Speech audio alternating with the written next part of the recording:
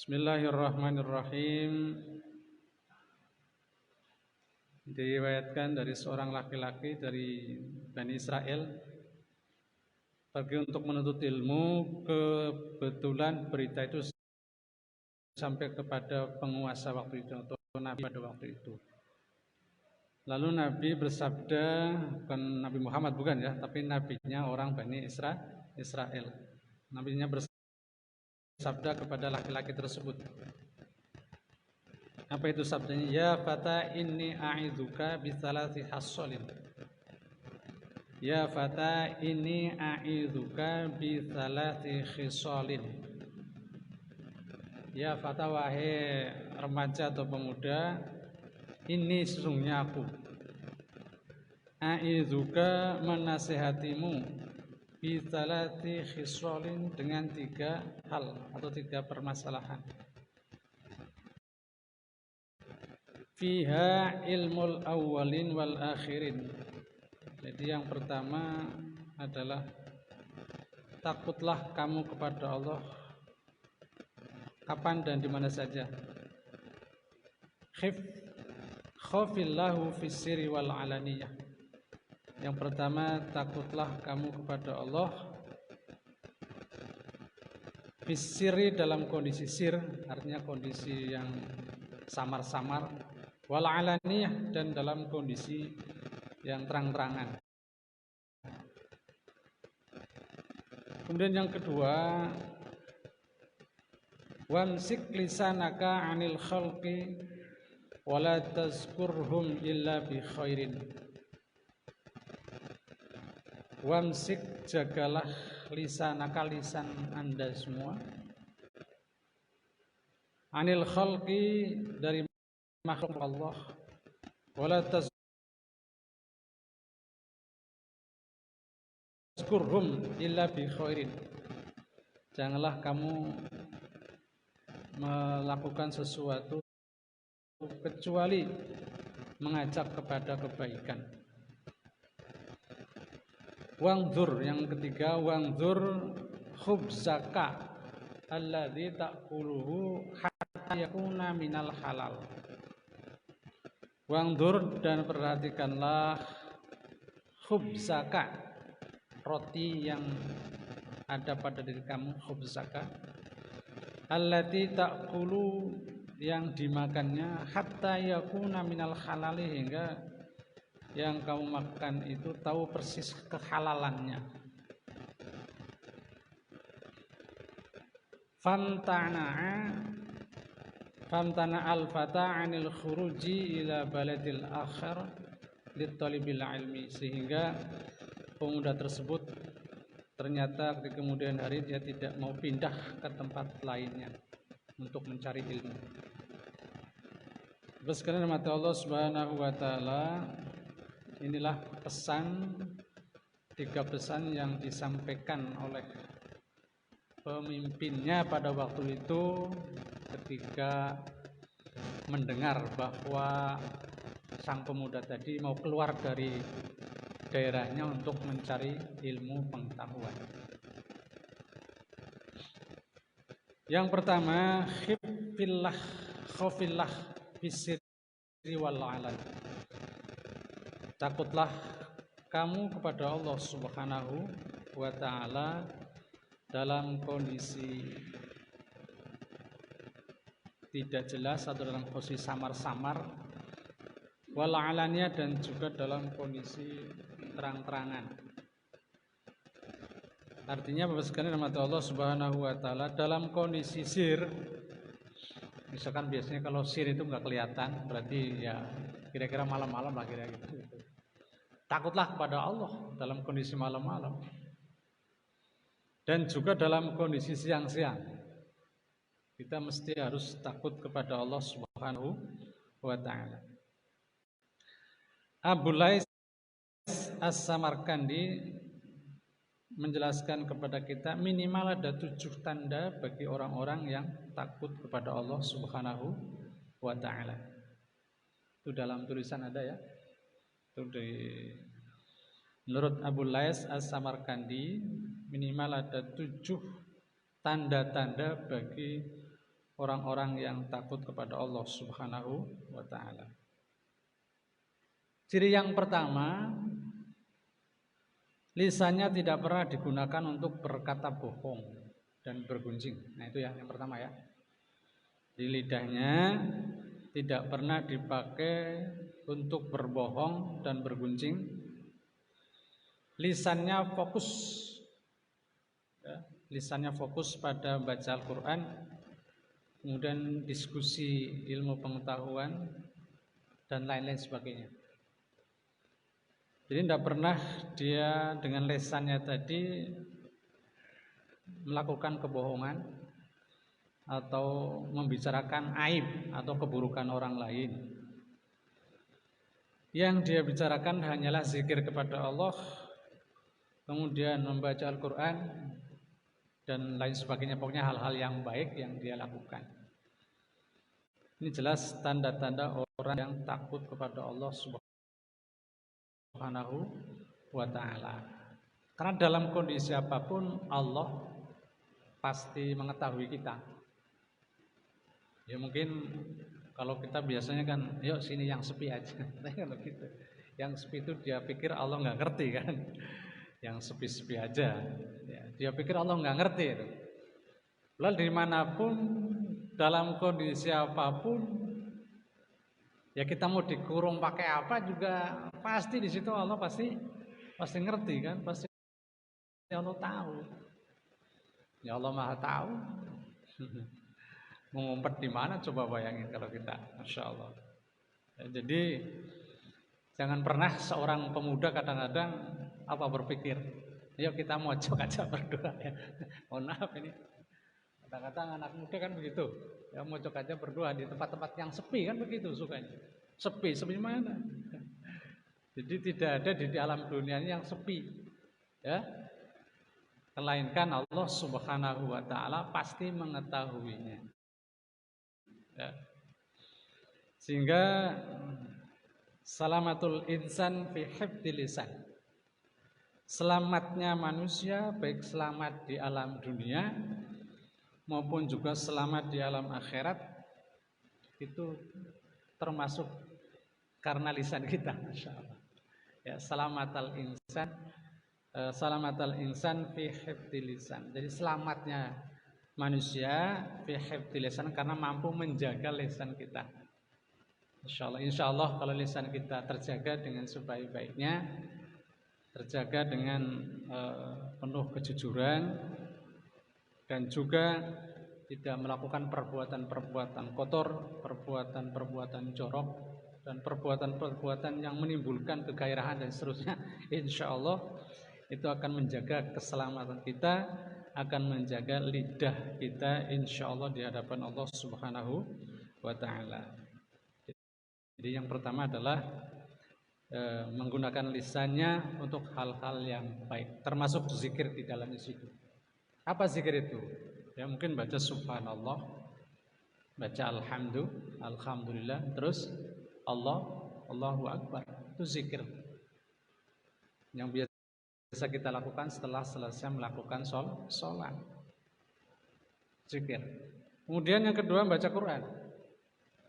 Yalah insyaallah dengan kita membaca Quran maka tidak ada sesuatu yang terlintas dalam benak kita, dalam lisan kita, melainkan di situ ada lafaz-lafaz Allah Subhanahu wa ta'ala.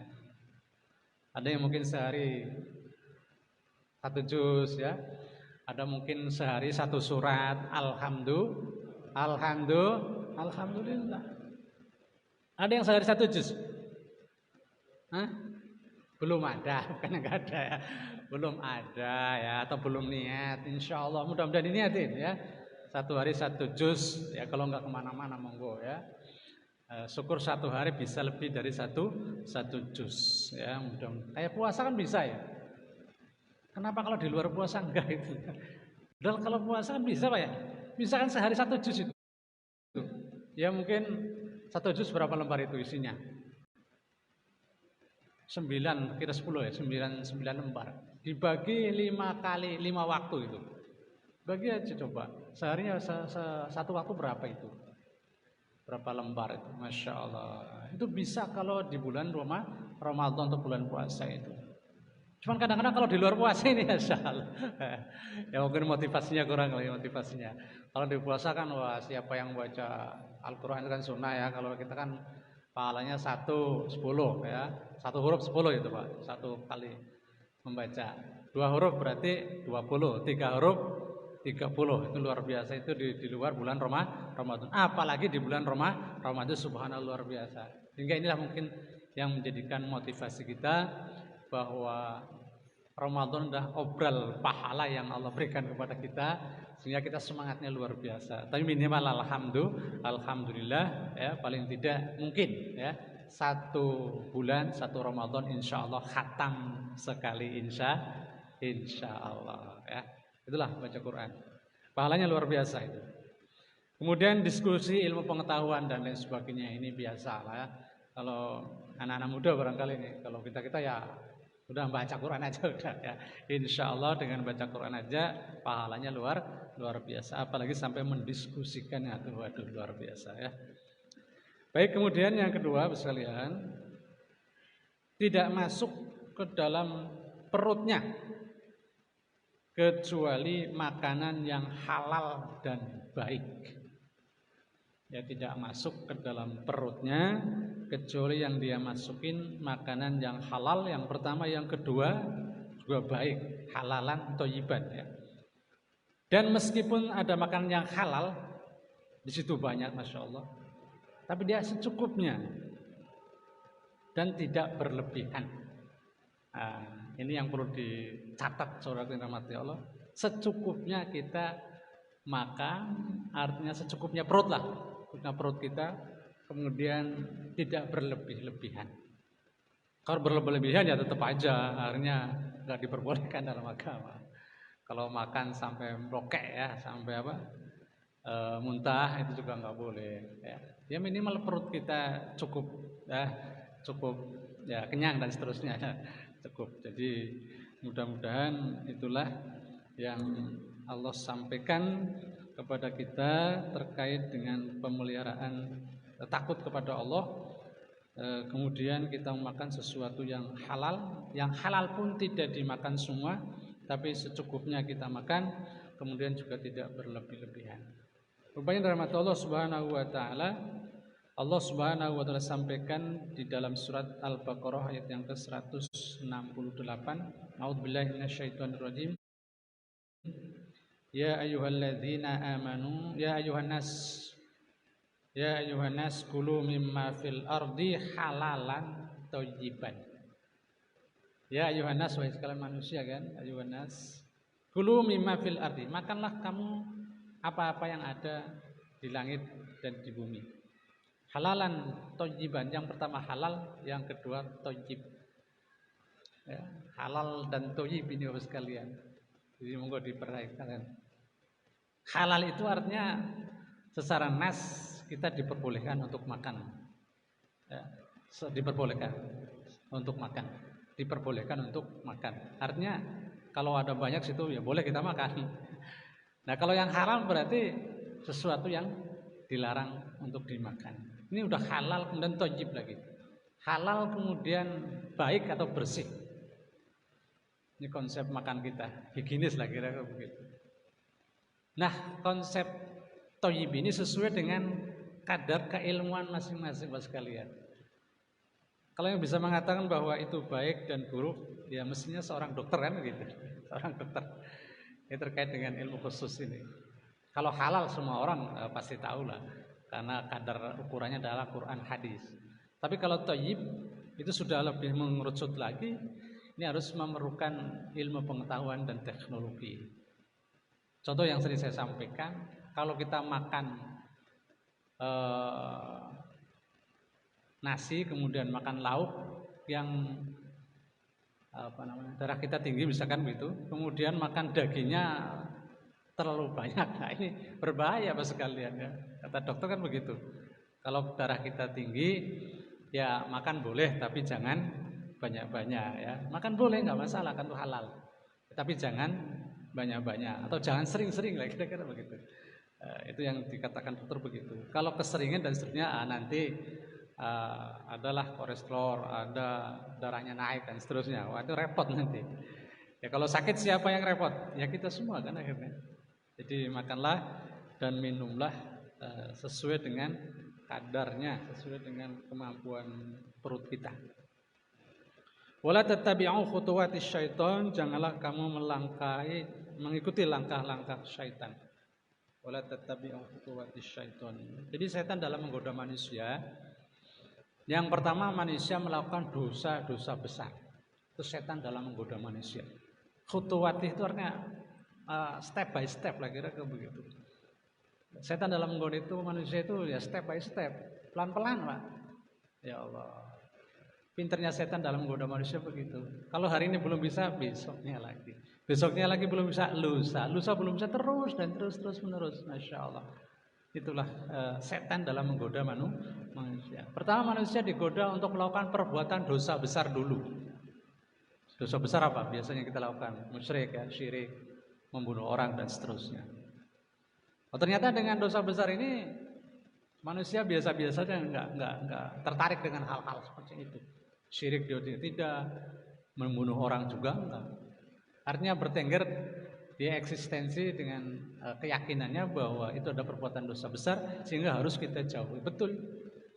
Akhirnya dengan dosa-dosa besar pun setan gagal menggoda manusia. Turuninlah.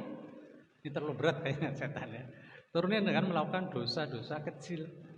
Apa dosa-dosa kecil diantaranya adalah menggunjing, ya, berbuat bohong. Ini kadang-kadang kita sadar atau tidak itu melakukan hal-hal yang dilarang oleh Allah, dilarang oleh baginda Rasul Sallallahu Alaihi Wasallam. Contoh misalkan ketika kita membawa anak kita kan pergi ke mall atau ke pasar, karena begitu. Anak nangis kan, lihat sesuatu yang ada di depannya, kemudian dia nangis, jajan dan seterusnya. Jangan nak, jangan beli jajan. Ya, duit mama habis, duit mama habis. Padahal bawa duit kan tadi dari rumah. Pasti bawa, tapi karena anaknya nangis, wah duitnya habis mama ini. Waduh. Maksudnya sih benar ya, untuk ngelomboin, untuk bohongin anak bahwa pura-pura dia duitnya habis supaya anak tidak minta jajan kan begitu, Masya Allah. Ya menurut manusia, kalau kodratnya manusia itu dibenarkan. Tapi kalau menurut Allah dan Rasulnya itu adalah perbuatan bohong. Ya. Kenapa? Tadi mamanya bilang bohong. Ya tadi mamanya bilang nggak punya duit kan, atau duitnya habis nanti. Ya padahal duitnya masih ada atau masih banyak di kantongnya gitu, Masya Allah. Kecuali beneran bahwa duitnya emang habis, bilang aja duitnya habis ya. Atau jangan beli itulah, itu aja. Jadi ajaklah anak-anak supaya tidak nangis. Bagaimana caranya supaya tidak ada pembohongan antara kita dengan seorang anak. Nah kalau ini terus menerus Bapak sekalian rahmati Allah, kita tidak belajar, dimanapun kapanpun akan membicarakan seperti itu, bohong terus. Waduh, ini kalau sudah terjadi pembohongan antara anak dan orang tua, ya sudah. Apa yang ditiru oleh seorang anak kepada orang tuanya sering bohong dan seterusnya. Inilah sekalian mata Allah Subhanahu Wa Taala. Jadi mudah-mudahan setelah kita belajar nanti, insya Allah mudah-mudahan kebohongannya bukan nggak ada, tapi insya Allah kebohongannya sudah mulai berkurang ya, insya Allah. Wala tatabi'u khutuwatis syaiton. Jadi janganlah kita melakukan perbuatan dosa-dosa kecil. Kalau itu pun sudah tidak ada masalah. Kemudian yang berikutnya, setan menggoda manusia untuk melakukan hal-hal yang makruh. Makanan yang dimakruhkan dalam agama, Masya Allah. Contohnya apa sekalian? Itu makanan yang bau lah. Ya. Contoh makan makanan yang kalau dimakan bau. Contohnya apa? Pete ya. Selain pete apa? Ya jengkol, apa lagi? Insya Allah bawang ya, mentah dan seterusnya. Inilah sekalian makanan yang dimakruhkan. Walaupun boleh ya dimakan, boleh. Tapi jangan banyak-banyak. Kalau banyak-banyak nanti temennya kasihan. Ya. Nah inilah sekalian mata Allah Subhanahu Wa Taala. Ternyata setan menggoda manusia untuk seperti itu. Nah kalaupun dikasih tahu ini jangan makan makruh, tetap dia aman-aman saja bahasa kitanya. tenang-tenang saja, akhirnya dia lolos juga itu makan-makan makruh. Nah kemudian sekalian mata Allah, dia sudah mulai merambah ke dunia beramal. Nah ini udah mulai ini. Kemudian masuklah dia dalam konteks dia beramal kepada Allah Subhanahu wa taala. Ketika Anda mau melangkahkan kakinya pergi ke Jumatan, setiap Jumatan, itu biasanya kan kita minimal bawa uang berapa itu di kantong itu? Bapak-bapak biasanya berapa bawa uang itu untuk Jumatan kira-kira? 10.000 atau 5.000? Nah, ibu-ibu berapa ibu-ibu? Masya Allah. Nah, ini contoh yang kecil saja seperti itu. Jadi ketika kita Jumatan buka dompet itu, yang pertama ada yang merah-merah itu. Yang merah-merah berapa Pak? 100 ya, 100.000. Ya 100.000. Turun lagi. Telur merah nih. Yang biru-biru, wah biru nih 50.000 ini. Nah, gimana 50.000 ini? Wah kayaknya masih biru-biru nih, kurang pas lah, kurang maknyos kira-kira begitu. Karena di rumah masih kurang nih, Masya Allah. Bukalah lagi yang ajak hijau-hijau itu Pak, 20.000 itu Pak, hijau-hijau ya. 20.000 dia cari 20.000, Masya Allah. Setelah buka 20.000, angkat, turun, wah turun lagi, masuk lagi kantong lagi, Masya Allah. Nah bukarilah yang unyu-unyu itu, ya yang 10.000 itu, Masya Allah. Nah 10.000 masih terlalu berat itu bagi mereka kan, bagi yang mungkin kerjaannya berat dan seterusnya. Mungkin turunin lagi yang 5.000 itu kuning apa itu, Masya Allah. Barulah yang kuning dia ambil itu, Masya Allah, kantongin. Ya, kemudian dia bismillahirrahmanirrahim berangkat ke masjid, insya Allah. Pas kelontongan kelentengan jauh gitu, jalan itu masukin 5.000 rupiah, Masya. Jadi setan begitu menggoda manusia. Udah, Anda jangan masukin kelentengan itu yang 100.000 gedean. Ya, nggak umum, Kak. Setan bilang nggak umum ini bagi masyarakat kita itu. Ya, walaupun ada juga, tapi subhanallah. Ini. Ambil aja yang paling bawah lah kira-kira. Kalau ada 1.000, kalau ada 2.000, kalau ada 5.000, udah mentokin itu aja. Masya. Ini setan dalam menggoda setiap manusia untuk melakukan amalan-amalan yang baik, Masya Allah. Ini ambillah yang 5.000 atau mungkin minimal 10.000 maksimal itu. Jadi Bapak sekalian mata Allah Subhanahu wa taala. Jadi kita jangan kalah Bapak sekalian dengan syaitan. Ya, pokoknya kalau udah mau Jumatan, ambil dompet, buka dompet, ada merah, ambil aja udah. Bismillahirrahmanirrahim, ambil merah. Insya Allah, kok nggak ada insya Allah? Insya Allah, ambil yang merah, set, masukin kantong, udah dim. Udah nggak usah tengok-tengok lagi itu, Masya Allah. Sudah sampai sini udah pelep, udah masukin aja, Masya Allah. Inilah insya Allah Bapak sekalian yang dirahmati Allah, orang yang insya Allah termasuk yang takut kepada Allah Subhanahu wa taala, bukan takut kepada syaitan. Syaitan hanya nakut-nakutin doang ya. Bisanya cuma itu setan itu, nakut-nakutnya, wah nanti kalau kamu berikan repot nanti nih, urusannya repot dan seterusnya. Hanya repot-repot gitu saja. Tapi insya Allah ketika bapak sekalian, ibu sekalian mengambil uang 100.000, kantongin, kemudian nanti kalau kelentengan lewat masukin insya Allah, itulah amalan-amalan soleh kita. Ternyata ibu sekalian itu amalan yang Masya Allah. Bukan uangnya hilang Bapak sekalian, justru itulah hakikat dari milik kita yang sesungguhnya. Ya, dari milik kita yang sesungguhnya itu uang yang kita ambil kemudian dimasukkan ke jariah, sedekah jariah. Itulah amal yang sesungguhnya Bapak sekalian. Ya. Jadi kalau ada apa saja lah, entah nggak mesti harus duit kan, apa saja bentuknya monggo. Kalau berikan saja, insya Allah ini termasuk amalan soleh kita, insya Allah. Inilah nanti yang akan kita dapatkan nanti di alam akhirat. Loh ternyata amal kita luar biasa, ya kencang banget itu. 100.000 dikali berapa? 700 berapa itu? Masya Allah. Ya, insya Allah. Jadi mudah-mudahan kas masjidnya lebih banyak ya. Insya Allah. Kemudian yang berikutnya pandangannya tidak digunakan untuk melihat sesuatu yang haram. Ya. Pandangannya tidak digunakan untuk melihat sesuatu yang haram, kemudian tangannya juga tidak digunakan untuk melakukan hal-hal yang haram, kemudian kakinya setelah langkahnya juga digunakan untuk hal-hal yang tidak diharamkan Allah. Tapi sekali nama Allah Subhanahu wa taala dalam surat Yasin yang kita baca ini, al yauma nakhtimu ala afwahihim wa tukallimuna aydihim. Terus al-yawma nakhtimu ala afwahihim wa tukallimuna aydihim wa tashhadu arjuluhum bima kanu yaksibun. Ya. Al-yawma nanti pada hari kiamat sekalian sama Allah.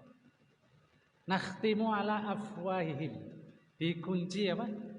Afwah itu mulut kita. Masya Allah. Dikunci Pak di hari kiamat. Allah al-yawma nakhtimu ala afwahihim wa tukallimuna aydihim. Wa tukallimuna ngomong. Aydihim tangan kita. Wa tashhadu arjuluhum dan kaki tashhadu arjuluhum bima kanu yaksibun bersaksi terhadap apa yang kita lakukan di alam dunia. Masya Allah. Inilah Bapak sekalian. Jadi nanti kalau sudah maghrib, ya, kalau maghrib biasanya kita kan cepat-cepat ambil air wudhu atau cepat-cepat mandi dan seterusnya, air wudhu, kemudian siap-siap berangkat insya Allah ke masjid kita ya untuk sholat berjamaah. Itu satu hal yang luar biasa Bapak sekalian. Ya, satu nilai yang luar biasa di hadapan Allah. Ibu bapak sekalian mampu menghindari jebakan-jebakan syaitannya. Itulah sekalian. Insya Allah kalau itu saja sudah ibu bapak lakukan, insya Allah termasuk kategori yang luar biasa bagusnya. Terusin aja ya. Jadi jangan sampai nanti di alam akhirat ketika mulut kita dikunci oleh Allah Subhanahu wa taala, kemudian yang berbicara adalah tangannya, kemudian kakinya, nanti malah ngomongnya karu-karuan. Iya kan? Jadi ngomong apa adanya, apa kaki kan mestinya nggak bisa ngomong ya. Tapi di hadapan Allah Subhanahu wa taala bisa ngomong. Di hadapan Allah tangan bisa ngomong, iya bisa ngomong sekalian. Jadi jangan sampai kalah dengan perbuatan-perbuatan syaitan kita. Ya, jadi mudah-mudahan ketika mulut kita dikunci oleh Allah Subhanahu wa taala ditanya tangannya kan, ya Allah betul. Waktu maghrib jam sekian ternyata tanganku itu betul-betul untuk mengambil Al-Qur'an, kemudian setelah itu membaca Al-Qur'an. Masya Allah. Kakinya juga begitu, ya Allah. Saya menyaksikan betul ini kaki saya yang kebetulan duduk di pojokan, kira-kira begitu kan. Masya Allah. Ya. Inilah Bapak sekalian, nanti tangan kita yang berbicara di hadapan Allah, kaki kita yang menjadi saksi di hadapan Allah bahwa inilah sesuatu yang luar biasa yang kebenarannya insya Allah valid ya, insya Allah. Jadi kaki, tangan dan seterusnya itu yang nanti akan berbicara di hadapan Allah. Jadi bukan mulut.